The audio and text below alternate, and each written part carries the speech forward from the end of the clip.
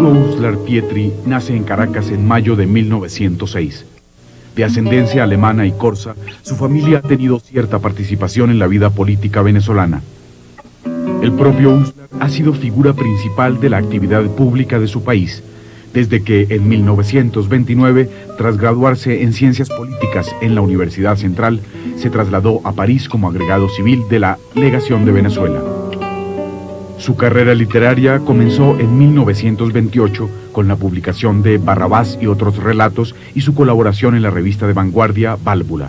Su reconocimiento internacional se inicia cuando en 1931 publica en Madrid su novela Las Lanzas Coloradas, en la que narra las gestas de independencia de su país. Yo quería preguntarle lo siguiente. Todo gran escritor, y usted además de escritor, novelista, cuentista, ensayista, además es historiador y ha incursionado en la política, en fin. He hecho demasiadas cosas. No ha hecho suficientes cosas, una vida ya muy larga, muy fecunda, la verdad sea dicha. ¿De dónde le viene a usted esa inclinación por las letras? ¿De dónde le surgió o quién se la fomentó? ¿Su madre, a quien usted quería y admiraba profundamente? Nadie, mire, yo creo que la vocación por las letras es una cosa que está en la naturaleza del individuo, ¿verdad? Yo me crié y me formé en un medio muy poco intelectual. Mi padre no era un intelectual, mi padre era un excelente hombre, de él conservo la mejor memoria del mundo. Mi madre estaba muy lejos de ser una mujer intelectual, tenía una buena educación, porque ella se había educado en un colegio muy bueno en París, hablaba francés como español. Pero bueno, era la educación de una señorita bien de aquella época, pero eso sí. no era ningún medio intelectual. Sí. En mi casa había muy pocos libros, en mi casa no se hablaba de literatura, no había un tío literato, nada de eso. Pero de repente un buen día, a los 14 años de edad, yo empecé a interesarme por leer, por escribir, esa especie de embelezo por la palabra, porque la palabra significa, que es una cosa que le sale a uno, porque quién sabe qué combinación hormónica provoca eso, ¿no? Sí. ¿Y usted se recuerda qué tipo de lecturas fueron las del comienzo? ¿Qué fue lo que más le interesó? Bueno, lo que uno leía en esa época, normales de juventud. Era muy pobre los recursos, lo que uno leía en esa época, pero quiere decir que no era malo lo que uno leía. Yo recuerdo cuando yo era un muchacho que empezaba a leer de 12, 14, 15 años y lo que me regalaban así como premios y como regalos eran las novelas de Salgari, que eran excelentes. Sí. Es mucho mejor que las tiras cómicas que leen los muchachos hoy. Sin duda ninguna. Claro. Julio Verne, que era excelente. Era toda aquella fantasía. Y una cosa que tenía algo dentro, le dejaba una geografía, una visión de la variedad del hombre en el planeta, mil cosas, ¿verdad? Yo creo que en ese sentido eso era mucho mejor que lo que tienen hoy los muchachos, ¿verdad? De modo que eso fue lo que leía, que están lejos pues de ser obras puramente literarias. Tienen un mérito literario y creo que hoy en día hay que reconocérselo. Pero fue así poco a poco, dando tumbos, con muy poca orientación, en un modestísimo colegio de provincia de Maracay, modestísimo colegio, donde yo empecé pues, a abrirme un poco y a tener interés por expresarme, por la palabra, por ese misterio que es la palabra, por escribir, por contar, por la admiración por el escritor. Doctor Uslar, sus apellidos son eminentemente europeos. Cuéntenos cómo se sucede esa fusión del Uslar alemán y el Pietri corso aquí en América. Con mucho gusto, Margarita, muchas gracias. Quiero decirle que en efecto, por la parte paterna, el apellido Uslar es un apellido alemán. Mi bisabuelo paterno era un oficial del ejército inglés de fines del siglo XVIII, que participó en las guerras de España con el ejército expedicionario de Wellington. Y allí estuvo con el ejército inglés y luego estuvo también en la campaña del norte, en la campaña que terminó en Waterloo. Sí. De modo pues que cuando terminaron las guerras napoleónicas, Inglaterra empezaron a licenciar oficiales, porque claro, no necesitaban ya que el ejército que habían tenido. Y entonces él resolvió, no sé cómo, venirse a Venezuela con un grupo de oficiales que él reunió y que salieron de Inglaterra y particularmente vinieron directamente del puerto de Hamburgo. Y llegó a Margarita en 1818 como unos 150 oficiales, en su mayoría alemanes e ingleses, para incorporarse al ejército de Bolívar. Y entonces se incorporó pues al servicio activo. Bolívar le dio de alta en el ejército, le dieron el grado de coronel y él estuvo sirviendo activamente hasta Carabobo. Él concurrió a la batalla de Carabobo y él era el jefe de la retaguardia en la batalla de Carabobo. Sí. Y después que terminó Carabobo, cuando empezó la campaña del sur, ya él se había casado y se quedó en Venezuela, ya no participó en la guerra. aunque sí participó hasta el sitio de Puerto Cabello y todo esto. Y luego murió muy viejo en Venezuela, aquí pues ya casado, tuvo varios hijos aquí, de uno de los cuales es mi abuelo, ¿verdad? Mi abuelo paterno. En cuanto al apellido Pietri, ese apellido es corso. A Venezuela vinieron a principios del siglo XIX y a todo lo largo del siglo XIX vinieron muchos corsos, que muy curiosamente se distribuyeron en dos núcleos, ¿no? El principal y más numeroso estuvo en el oriente de Venezuela, en esa zona cercana a Trinidad, en lo que llama la costa de Paria y el Golfo del Cariaco. Entonces allí muchos de esos hombres fundaron haciendas, particularmente se dedicaron mucho al cultivo del café y del cacao. Sí. Ahí vinieron los Pietri, y de ahí vino mi abuelo materno, que fue un hombre muy dado a la política. Él era médico y doctor en filosofía y letras en Francia. Él se graduó en la Universidad de Aix y en la Universidad de Montpellier, y después en Venezuela ejerció la medicina, pero se metió en la política y terminó siendo una figura que era muy curiosa en esa época de fines del siglo pasado. En Venezuela era corriente eso que llamaban los doctores y generales, sí, porque eran abogados o médicos que se metían a lo que era la política, que en esa época era la guerra civil, pues no, sí. No era otra. Y fue un hombre que tuvo una gran figuración aquí en la época de Crespo. Fue ministro varias veces, fue vicepresidente de la República.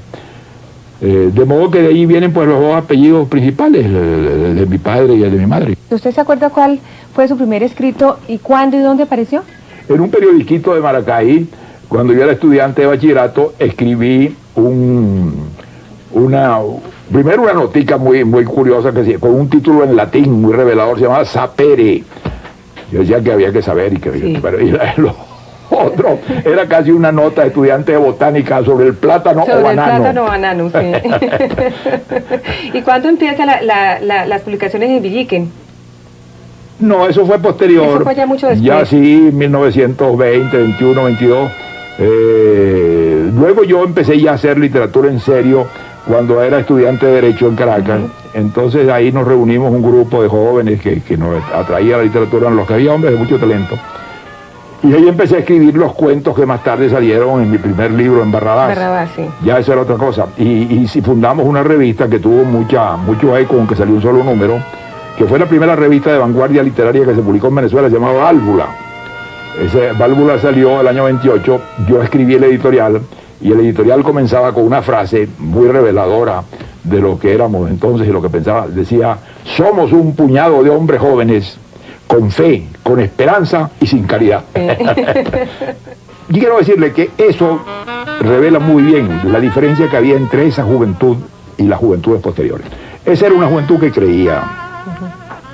Nosotros creíamos que teníamos una misión. Nosotros creíamos que teníamos cosas que teníamos que hacer. Nosotros creíamos que había una hora del mundo en que estaban ocurriendo novedades importantes, que el mundo iba a cambiar y que nosotros estábamos en esa onda. Claro. ¿Verdad? De modo que era una actitud de esperanza, eso que decíamos en el editorial, con fe y con esperanza, era verdad, con fe y con esperanza. Lo de sin caridad era otra cosa, pero era sin caridad para los malos escritores. Bueno, entonces, desde luego, eso ha desaparecido. Ya en el mundo no he vuelto a ver vanguardia más nunca, no existe. Hoy en día, si usted dice cuál es la vanguardia de la literatura y del arte actual, no hay. En 1930, en 1945, había una vanguardia. Es decir, había un pensamiento de avanzada que estaba por delante y al que parecía que iba abriendo un camino, ¿no? Pero, bueno, esa es la tinta. Y entonces, eso era una especie de vanguardia, como decía la palabra, ¿verdad? De avanzada, que iba ensayando cosas nuevas que se iban incorporando, ¿no? Eso no existe. Hoy en día, ¿cuál es la tendencia hoy en día del arte? Nadie la sabe, ¿eh? Hoy en día se hace de toda clase de cosas en materia de arte. Y son igualmente válidas, ¿no? Y en materia literaria, lo mismo, se hace de toda clase de cosas. ¿Cuál es la vanguardia literaria de hoy? No existe. Al contrario, tal vez muchas formas de la pretendida vanguardia hoy en día son las formas más conservadoras y más repetitivas de una vanguardia ya muerta que existió en otra época, ¿no? De modo que la situación actual es muy distinta, para bien o para mal, pero distinta, ¿no? usted fue quizá la primera persona que habló de realismo mágico, refiriéndose a un cierto tipo de literatura narrativa y especialmente a una determinada orientación, por decirlo así, dentro del cuento latinoamericano. A su vez, por esa misma época, Carpentier hablaba de lo real maravilloso y la crítica hoy en día tiende a confundir, a asimilar los dos términos, cosa que es un error. ¿Usted nos podría hacer la diferenciación entre uno y otro? Yo le voy a contar el cuento de cómo nació eso, que va a ayudarnos un poco a entender si es lo mismo o no es lo mismo. Sí. El año de 1929 llegué yo a París, tenía 23 años y había publicado mi primer libro que era Barrabás. Y en París, por coincidencia, me encontré con Alejo Carpentier y con Miguel Ángel Asturias. Sí. Y establecimos una amistad estrechísima. Nos reuníamos casi diariamente, ¿no? Y todos estábamos trabajando y escribiendo, ¿no? El que menos escribía era Alejo, pues Alejo se ocupaba más de música en esa época, es muy curioso. Pero de todos modos se interesaba mucho por la literatura y hablábamos juntos. Entonces, por una curiosa circunstancia, representábamos tres Américas Latinas muy distintas. Fíjese usted que es muy curioso. Miguel Ángel venía de Guatemala, que es un país donde la presencia indígena es avasalladora, ¿no? Donde está la cultura maya viva, los monumentos y la gente, ¿no? Sí. Donde el quiché lo habla la gente del pueblo. De modo que él venía de una América india, ¿no? Alejo Carpentier venía de una América negra, donde no hay indio. En Cuba no hay un indio para remedio. En cambio el negro tiene una presencia muy importante, el folclore negro, la tradición negra, la música negra, y él sentía eso muchísimo. Que además habría que decir por qué lo sentía. Es muy curioso, lo cual quiere decir que la sangre y eso cuenta muy poco, ¿no? Porque él era un cubano hasta la raíz de los pies, a pesar de que era hijo de un ruso y de una francesa. Y yo venía de otra América distinta, que era la Venezuela de esa época, que era un país que no era ni indio, ni negro, ni español. Era un país de inmenso mestizaje, ¿verdad? Donde la presencia indígena es muy pequeña. En Venezuela realmente la presencia indígena es muy pequeña. Sí. La presencia negra es importante, pero está un poco concentrada el negro puro en ciertas zonas, como Barlovento, como la costa esa del Tuy, como la región costera. Y con una tradición española, pero muy inferior a la tradición española que pudo haber en Bogotá, o que pudo haber en México, o que pudo haber en el Perú. De modo que yo representaba no una América negra ni una América india, ni una América virreinal tradicional, sino una América de mestizaje y de cambio, que era Venezuela, ¿no? Entonces eso nos revelaba la complejidad del problema americano, cómo la realidad americana no era simple, cómo era distinta, cómo era contrastada, y como vivíamos hablando cada uno de las cosas de su país. Eso no servía de confrontación. Bueno, entonces eso nos servía para decir, existe una realidad americana mucho más compleja, mucho más rica, mucho más peculiar que lo que hasta ahora los novelistas han visto. Porque los novelistas hispanoamericanos, en general, o hacían costumbrismo, pero un costumbrismo un poco superficial, ¿verdad? O imitaban descaradamente a los franceses, a los americanos. Entonces, claro, había que darle expresión a eso. Y a eso nos pusimos. Entonces, en esa época, Miguel Ángel publicó Leyendas de Guatemala. Estaba escribiendo El Señor Presidente. Y yo estaba escribiendo Las Lanzas Coloradas y nos los leíamos. Alejo estaba escribiendo una novela negra, que después la publicó y no le gustó mucho y la puso un poco en segundo término. Se llamaba Ecueyambao. Bueno, pero en eso vivíamos. Se produjo entonces un tipo de literatura que a falta de mejor nombre podríamos llamar realismo mágico. El primero que usó esa palabra fui yo. Bueno, entonces de ahí se regó, como las palabras tienen su destino, ¿no? Sí. Bueno, después me enteré que esa palabra no la había inventado yo. ¿Parece un alemán? Es lo que le iba a decir. Sí. Después me enteré porque buscando libros viejos míos, me encontré un libro de la revista Occidente de 1920 y pico, de un crítico de arte alemán llamado Franz Roh, que escribió sobre el expresionismo alemán de los años 16, 17, de la Primera Guerra, por ahí. Y ese libro se llamaba Realismo Mágico. Seguramente, y yo lo leí, claro, ese libro y me impresionó mucho, pero luego me olvidé de él. Pero eso entró a ese torrente subconsciente. Sí. Y cuando estaba yo buscando una palabra para definir eso, me vino el realismo mágico sin darme cuenta de que no estaba inventando nada. De que ya estaba inventada. Pero pegó la palabra y la palabra se ha pegado. Después Alejo, por esa misma época, Hablo de lo real maravilloso. A mi modo de ver es lo mismo. Hay gente que se ha puesto a hilar delgado y a decir que eran dos cosas distintas. No es verdad. No es verdad. Yo conocí mucho a Alejo y no teníamos dos conceptos distintos. Estábamos hablando de lo mismo. Él me llamaba con una palabra y yo la llamaba con otra. Pero lo que estábamos reflejando era ese hecho, era esa sobrerealidad, esa realidad compleja de mezcla cultural, de naturaleza mágica, de vida mágica, que está en lo hispanoamericano tradicional. Tras permanecer varios años en Europa, regresa a Venezuela en 1934 y da comienzo a un fecundo trabajo en diarios y revistas sin descuidar sus preocupaciones políticas. En efecto, desempeña sucesivamente varios cargos públicos y se convierte en uno de los ministros de Estado más jóvenes de su país, secretario del Ejecutivo y asesor de múltiples misiones internacionales. Doctor Ular, es precisamente en esta época, si no estoy mal, cuando incursiona usted pues en la política y en la cosa pública, porque es un ministro muy precoz. Cuéntenos un poquito de esta etapa, ¿qué lo llama de la vida pública? Bueno, indudablemente que me llamaba a la vida pública el interés por mi país. Todos los hombres que nos formamos ya bajo la dictadura de Gómez, pensábamos pues que ese era un régimen por su naturaleza transitorio, que eso no podía durar más allá de la vida de este hombre, ni era posible ni era deseable, y que había que prepararse para una Venezuela distinta, para ser un país democrático, para ser un país moderno, para todas esas cosas, ¿no? Bueno, eso estaba en el aire, sin concreción, pues no era que había planes concretos ni organizaciones, pero había. Y entonces cuando muere Gómez, desde luego aflora todo eso, ¿no? Afortunadamente llegó a la presidencia de la República un hombre que tenía una mentalidad muy abierta, que era General López Contreras, y que se dio cuenta de que lo único inteligente era hacer una transición sin violencia. Y la trató de hacer y la logró hacer. La logró hacer con mucha paciencia, con mucha habilidad, con mucho patriotismo, ¿no? Él me conocía a mí, me había tratado muchas veces, y de repente un buen día, yo había desempeñado algunas funciones en algunos ministerios, era director de algunos ministerios, y entonces un día que renunció el ministro de Educación, porque anualmente se hacía una ceremonia aquí, que era presentar un proyecto de ley de educación que invariablemente era rechazado por las cámaras, y entonces las leyes educativas de Gómez se perpetuaban, porque no había manera de cambiarlas. Ahí entraba el problema de la educación religiosa y tal vez, total, que se enredaba aquello y no salía. Y el último ministro, que era un hombre muy eminente, el doctor Enrique Tejera, renunció por eso mismo, porque presentó un proyecto de ley y se lo cerraron. Y entonces General López Contreras me llamó a mí, que yo todavía hoy en día a la distancia pienso que fue un gesto de una audacia increíble, ¿no? Yo tenía 33 años.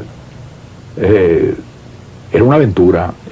He podido ser un desastre, he podido hacer toda clase de disparates y enredar aquello más todavía de lo que estaba. Yo me pienso que si yo hubiera estado en el pellejo de General López Contreras, yo no hubiera llamado a un hombre de 33 años para entregarle ese ministerio, pero en fin, él lo hizo y no salió mal porque yo logré sacar la primera ley de educación, que no se había podido sacar en 4 años y medio. Estuve en el gobierno como ministro de Educación hasta que él entregó el poder. De modo que fue el ministro de Educación que duró más con él, porque él tuvo 5 ministros de Educación que caían periódicamente por el desorden. Sí. Bueno, y entonces cuando vino Medina, de quien yo era viejo amigo, Medina me llamó y me dijo que él quería que yo la acompañara como secretario de la presidencia. Y estuve en la Secretaría de la Presidencia de Medina mucho tiempo, en 2 etapas. Primero estuve una etapa como de 2 años. A los 2 años me pasó para el Ministerio de Hacienda. Y estuve en el Ministerio de Hacienda muy poco tiempo, 6 meses, me volvió a llamar a la Secretaría, y en la Secretaría estuve hasta el año final de su gobierno, en que él resolvió nombrarme ministro de Relaciones Interiores, y ahí estaba cuando vino el golpe de octubre. Sí. Que es cuando usted tiene que salir para el exilio. Tengo que salir, no, me hacen salir. Me hacen salir, pues sí. Yo creo que nadie se pone a escribir poemas, y si se pone a escribir poemas los va a escribir muy mal. Porque yo no creo que uno puede escribir un artículo. Usted me dice que haga usted un artículo sobre tal cosa, bueno, y saldrá más o menos, y lo puedo hacer. Y un cuento incluso, y hasta una novela, ¿verdad?, de por uno trabajar. Pero poesía no se puede hacer así. Poesía viene, la poesía sale. La poesía es una cosa distinta. Miren, el mundo está lleno de poetas desde que existe la palabra. Y de poesías ni hablar. Si se recolectaran todas las poesías que se han escrito en todas las lenguas del mundo entero, no habría biblioteca en que cupieran, ¿no? Y sin embargo es muy poca la poesía verdadera que hay en el mundo, muy poca. Yo creo que si se fuera a escoger lo que pudiéramos llamar la antología universal de la poesía, de la verdadera poesía, difícilmente pasaría de un libro de 1000 páginas, ¿no? Y tal vez no llegaría a eso. Sin embargo, otro día, todos los años se publican centenares de libros de poesía, la mayoría de los cuales no tienen de poesía sino el aspecto, ¿verdad? O la pretensión del que lo hace. Poesía es muy difícil. La poesía es de repente encontrarle a las palabras un sentido que no es el que ordinariamente tienen. Es el que de repente una palabra empieza a decir otra cosa. Es el que de repente uno lee y tiene más de un sentido y le abre la perspectiva de algo en que uno normalmente no asociaba con aquello, ¿no? Eso es la poesía. Y por eso no es que es tan difícil, es tan rara. Porque no es difícil ni fácil. El problema está en que le venga o no le venga. De modo que por eso yo no creo que nadie se pone a escribir poesía, eso no puede ser. Pues se puede escribir verso, claro, verso se puede escribir todo lo que usted quiera, ¿no? Buenos, malos, regulares. Pero poesía, verdadera poesía, es muy poca la que se puede hacer. Y es casi siempre un estado de iluminación, un estado un poco subconsciente en el cual unas palabras se asocian de una manera determinada. Esa es la realidad.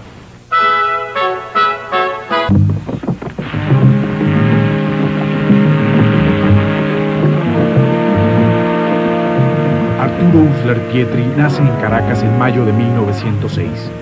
Tras graduarse en Ciencias Políticas en la Universidad Central, se traslada a París como agregado civil de la Legación de Venezuela.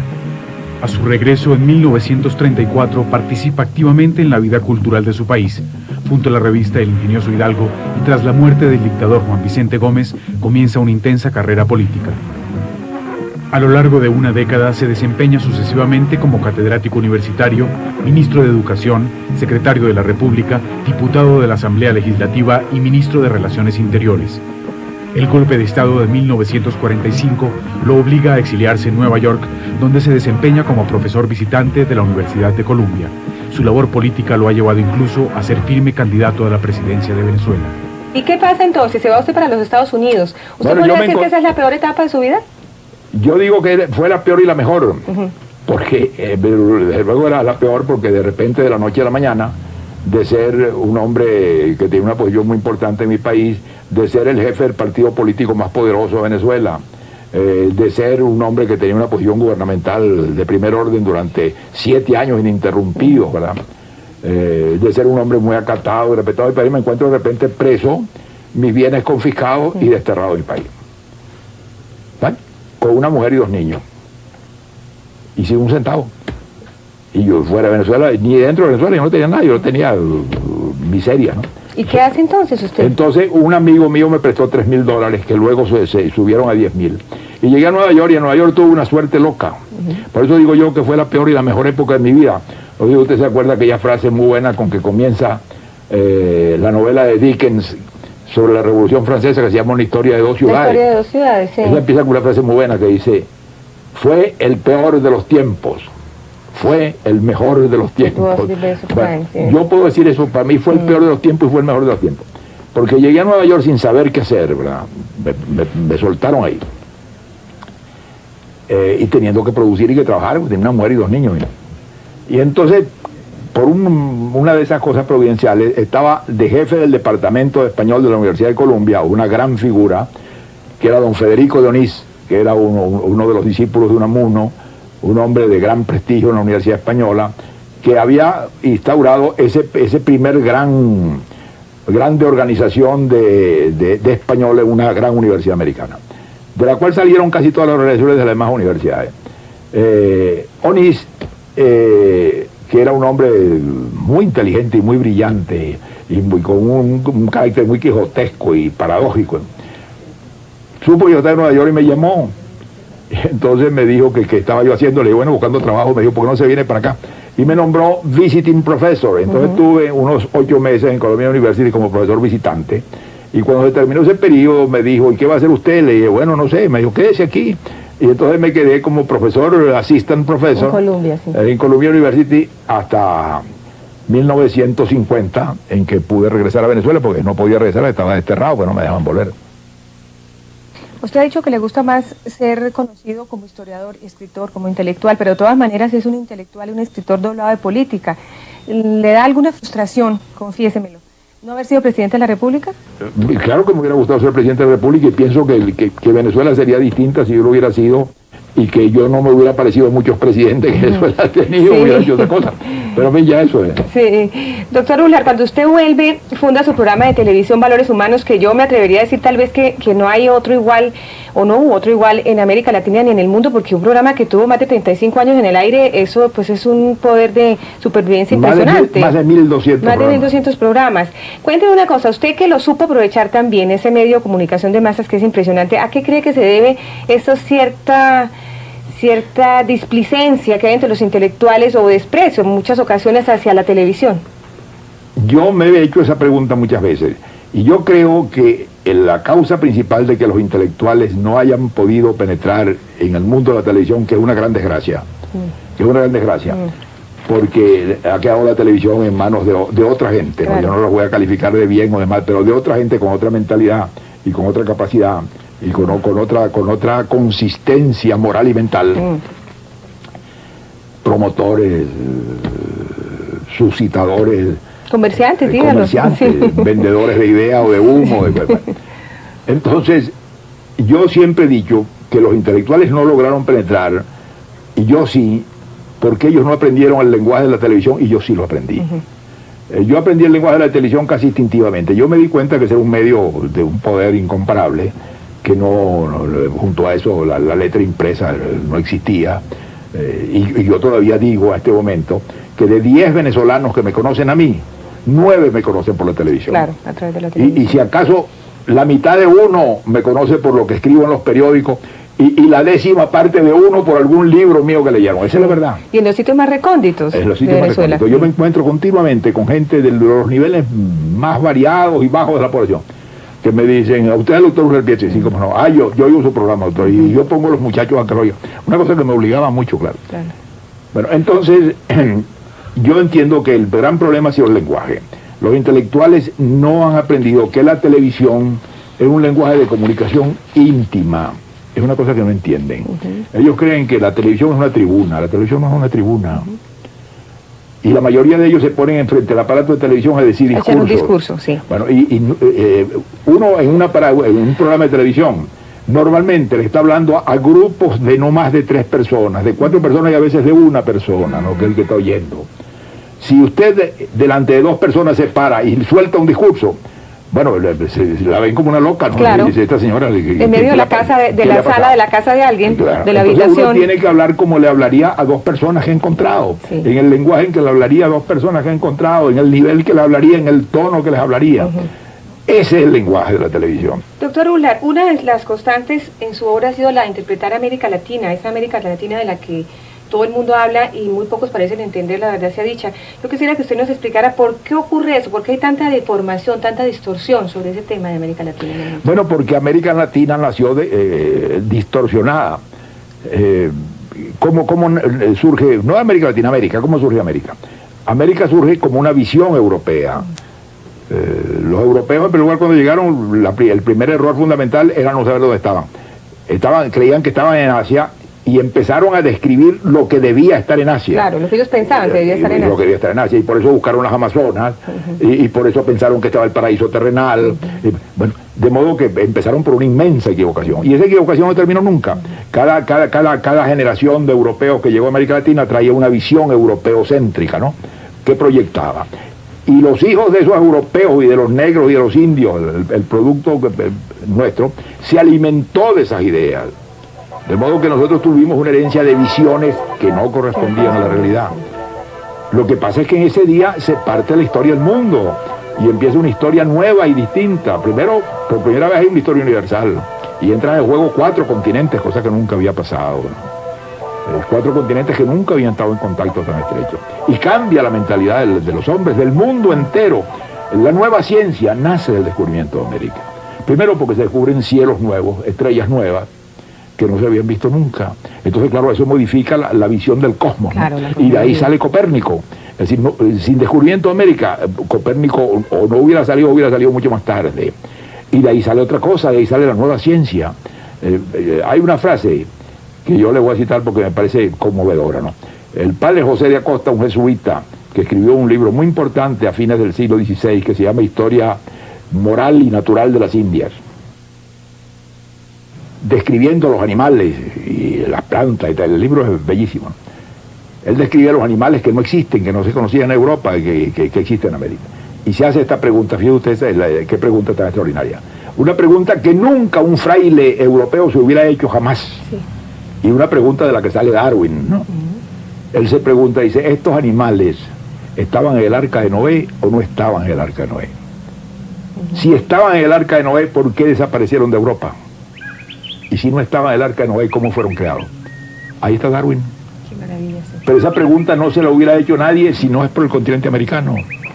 Los europeos descubren un mundo, creen ellos, en que la gente es feliz, en que viven en la igualdad, en que viven en la la bondad, en que viven en la abundancia. Sí. Y en Europa no, Europa vive en la guerra, en la miseria, en el odio. Entonces se crea una crisis de conciencia en los hombres de pensamiento de Europa. ¿Qué ha pasado para que nosotros dejáramos de ser felices? Para que nosotros dejáramos de ser buenos y nos corrompiéramos, mientras que estos salvajes viven felices. Quiere decir que la sociedad es mala, la sociedad se corrompió y de ahí nace la idea revolucionaria. La idea de revolución es americana, viene de una visión americana, viene de la visión del buen salvaje. De modo que uno podría decir, y no exageraría mucho, que Rousseau es un nieto de la Carta de Colón de 1493 y que Carlos Marx es un tataranieto de la Carta de Cristóbal Colón de 1493, esa es la verdad. De modo que es un hecho de una importancia gigantesca que no tiene nada comparable en el mundo. Ahora reducirlo a que unos españoles se encontraron con unos indios y los colgaron y los mataron. La historia de la humanidad es espantosa. La historia de la humanidad está llena de crímenes. La historia de la humanidad es una historia de crímenes. De modo que no es que con eso vamos a celebrar los crímenes, ni mucho menos. Pero yo no veo que los europeos estén sentados las 24 horas del día con un pañuelo en la mano llorando porque en dos ocasiones en este siglo hicieron 2 guerras mundiales y mataron a 50 millones de hombres. No los he visto arrepentidos, ni llorando, ni tirándose los pelos. En cambio nosotros nos tiramos los pelos porque hubo matazones de indios y esclavitudes de negros. Pero de ahí ya nacimos nosotros, de ahí venimos, eso somos nosotros. Los líderes no han sacado nunca adelante ningún país. Los líderes han sido, cuando han sido realmente válidos, lo que han sido es intérpretes. Lo que han sido intérpretes de una situación, de un estado de ánimo, de una ocasión histórica, la han sentido, la han interpretado, la han traducido en palabras o en acción, ¿verdad? Pero yo no creo que un señor marciano que llega a la Tierra con una teoría nueva conmueve al mundo. Eso es mentira, ¿no?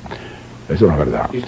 ¿Y los líderes además nos han hecho mucho daño, porque ¿qué hemos hecho nosotros en el siglo XIX? Importar ideas, importarlas mal, adaptarlas mal, deformarlas mal.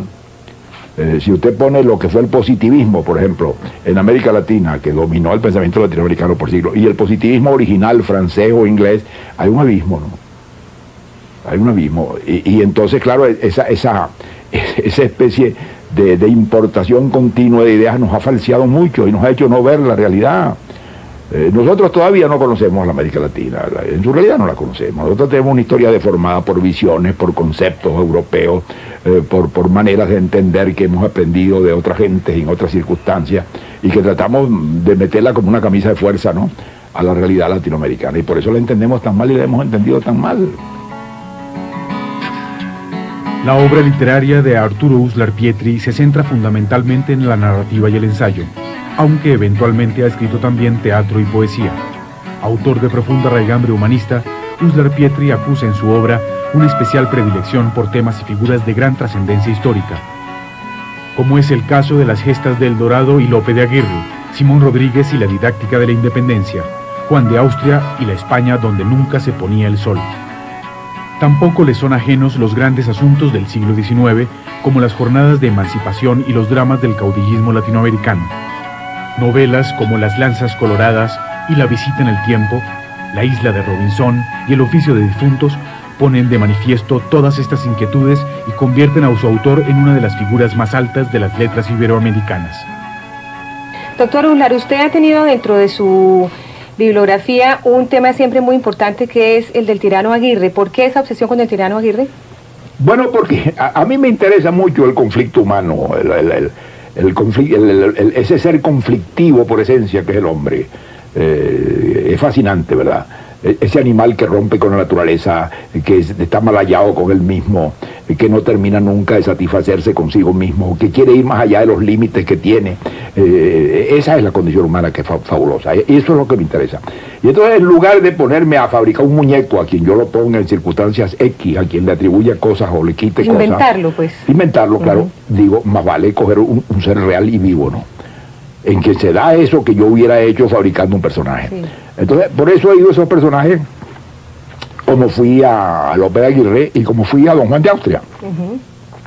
Porque son personajes eminentemente conflictivos, en los que se da la condición humana en su aspecto más contradictorio, pero en una dimensión que no es la que se da ordinariamente en todos nosotros, pero todos nosotros tenemos adentro un Don Juan de Austria y tenemos adentro un Lope de Aguirre, y reaccionamos muy parecidamente en una escala distinta, afortunadamente, ¿no? Sí. Bueno, y en relación con Don Juan de Austria, precisamente usted ganó el premio Rómulo Gallegos, el más importante de su país en materia de literatura, por La visita en el tiempo, su novela sobre este muy sugerente y muy extraño personaje español. ¿Qué significó para usted eso, doctor Ular? Una gran satisfacción, desde luego. La visita en el tiempo, mire, es la obra mía en la que he trabajado más, porque me metí en una aventura muy difícil, que era meterme en el siglo XVI español, que era un siglo muy rico, no por curiosidad arqueológica, sino porque la España del siglo XVI fue la que nos hizo a nosotros, ¿no? Sí. Y está muy viva todavía, hay muchas cosas nuestras. Y entonces ahí empezaron a surgir gentes muy complejas, ¿no?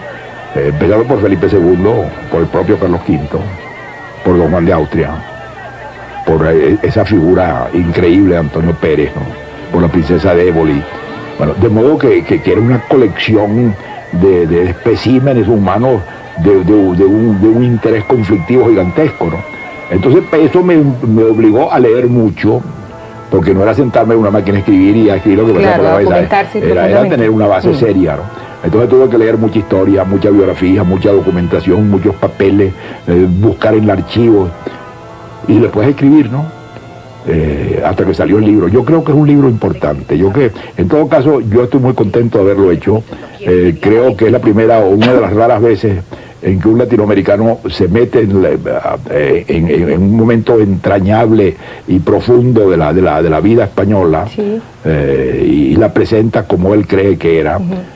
Creo que eso tiene una importancia, de modo que yo creo que ese libro es un libro importante, que esa novela es una novela importante, que no es simplemente un divertissement, que no es simplemente un pasarrato allí para poder matar una noche en que no haya que hacer. No, es un libro que tiene mucho contenido, que tiene muchas cosas importantes dentro, mucho pensamiento, mucha reflexión, mucha observación de la condición humana está dentro de eso. Otro personaje que usted rescata es el de Simón Rodríguez, el maestro del Libertador, cuya imagen se ha ido como desdibujando en el tiempo y a quien usted considera que la historia ha maltratado un poco y digamos el mundo posterior. Su libro, La isla de Robinson, lo rescata, habla de él. Yo quisiera que usted nos dijera por qué considera que fue un hombre que se adelantó a su tiempo y fue tan importante realmente. Yo creo que es uno de los hombres más importantes de la América Latina de todos los tiempos. Y en escala mundial es uno de los grandes innovadores educativos del mundo.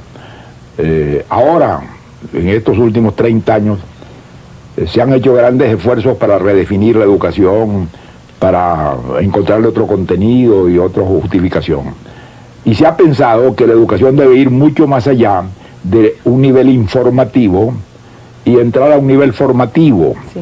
Y que lo importante no es que la gente aprenda gramática y aritmética y geografía, que claro son importantes, sino que aprendan a vivir en sociedad, que aprendan a vivir en una unidad de convivencia humana, que aprendan a valerse, que aprendan a servir, que aprendan a ser mejores. Esa frase la decía muy claramente la UNESCO en un informe muy famoso que se publicó hace como 20, 25 años, que se llamaba Aprender a Ser. Sí. Es decir, el objeto de la educación era aprender a ser. Bueno, en 1828 don Simón Rodríguez decía eso. Don Simón Rodríguez decía, ha llegado el tiempo de enseñar a la gente a vivir. Y la escuela que él fundaba no era para aprender gramática y aritmética, que se enseñaban desde luego, sino para aprender a vivir en república. Aprender una materia que él llamaba con una palabra muy curiosa, llamaba sociabilidad. Aprender a vivir en una sociedad democrática e igualitaria. Eso había que aprenderlo en la escuela. Y llegaba algo más que después los grandes dictadores de las revoluciones modernas invocaron, a declarar la nación en noviciado para cortar la mala herencia de los vicios de las generaciones anteriores y hacer un hombre nuevo. Bueno, eso es de una novedad increíble, y en esa época no lo decía nadie, no lo pensaba nadie, no se daba cuenta nadie. Eso lo hacía Simón Rodríguez en 1828. ¿Cuál ha sido su tipo de lectura preferida? Yo le voy a decir que eso ha variado mucho en mi vida. Había una época en que yo leía mucho y me interesaba mucho por leer novelas. Hoy en día casi no leo novelas, es muy curioso. Yo leo mucho más literatura de reflexión, ensayos, sobre todo en esta época que nos ha tocado vivir, esta época fabulosa, ¿verdad? Sí. En que las ideologías, las concepciones sobre las cuales vivió todo este siglo, ¿verdad? Y se desangró todo este siglo, de la noche a la mañana se han devaluado y no existen. Entonces, reflexionar sobre dónde estamos los hombres y qué podemos hacer ahora, y con qué contamos, qué nos queda, qué hemos salvado de este naufragio, qué podemos hacer frente a mañana. Y eso me lleva pues a leer mucho ensayistas, analistas, críticos de la sociedad actual, no ideólogos, porque los ideólogos nunca me han interesado ni me interesan, sino hombres que estudian pues esta situación actual y sus perspectivas y sus posibilidades y lo que puede surgir y lo que va a desaparecer. Eso me parece que es lo más importante y lo más apasionante. ¿Por qué usted, que ha sido siempre tan prolífico y que ha dado toda su obra de conocimiento, por qué ha sido un poquito reticente en publicar sus poemas? Bueno, en primer lugar porque yo creo que lo más difícil que hay es la poesía, porque yo creo que en el mundo ha habido muchísimos poetas, infinitos poemas, pero muy poca poesía. Sí. Si uno fuera con un criterio restrictivo a hacer la antología de la antología de la antología de la poesía del universo, desde los griegos hasta hoy, probablemente cabría en un librito muy pequeño, ¿no?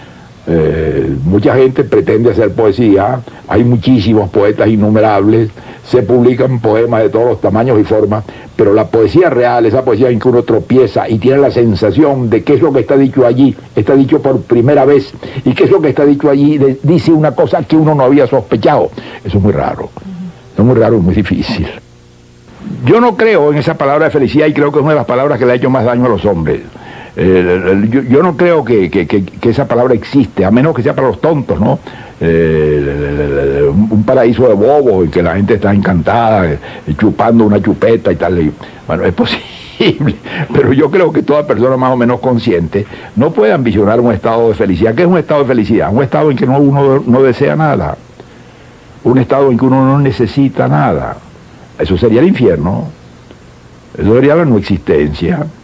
La vida es lucha, la vida es un toma y daca continuo, ¿verdad? Es conseguir unas cosas a costa de otras, es una continua oposición que se resuelve o que no se resuelve, y eso es lo que le da valor a la vida.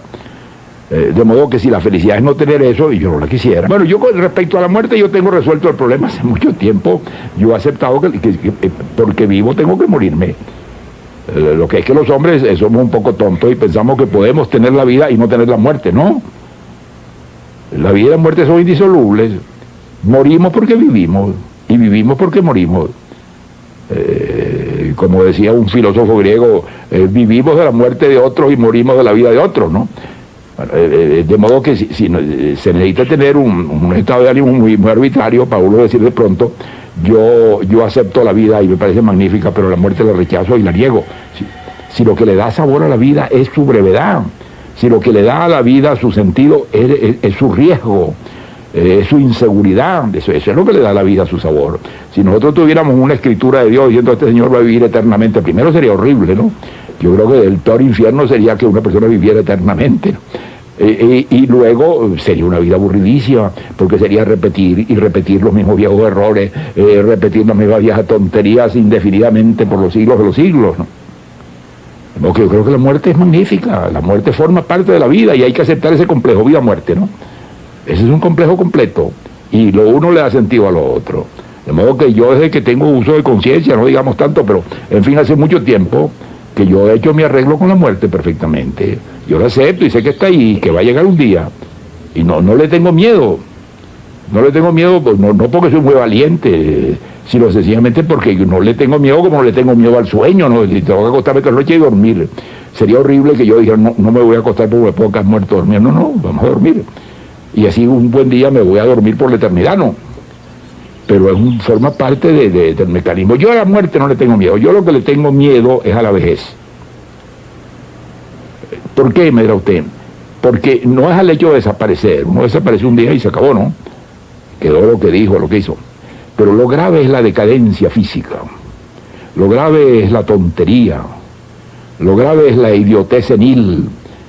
Lo grave son los huecos y los baches de memoria. Lo grave es querer decir algo y no poderlo. Esa decadencia mental y física es la que es horrible, ¿no? Ahora la muerte no. Si a mí me garantizaran que yo voy a conservar más o menos mis facultades hasta un buen día en que me van a cerrar el switch, sería feliz, ¿no?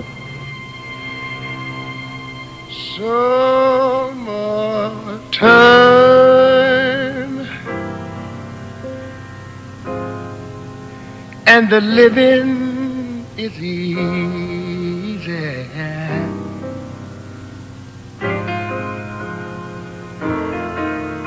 Oh, fish are jumping and the cotton is high.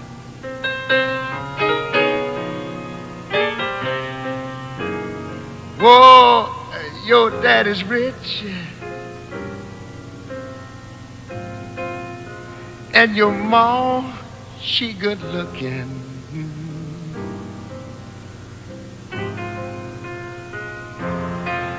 So why don't you just hush, little baby? I don't want you to cry.